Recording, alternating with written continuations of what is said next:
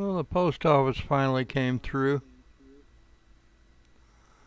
They delivered it at a little afternoon, I guess, 12:30. And first thing I noticed right away, and I knew this, but there's not a mark on this bird.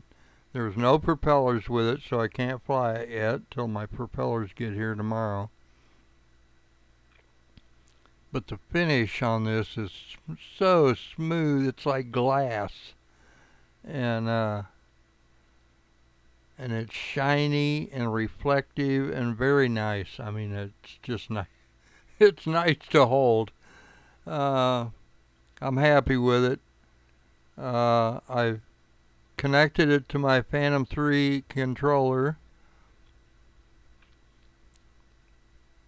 and I recorded a video, which is what you're looking at right here, and I'm just hand holding the drone, and anyway, the controller connects. I've got it already bound up to the bird, so I know it works. It makes the motors come on and speed up and slow down and and all that good stuff that it's supposed to do.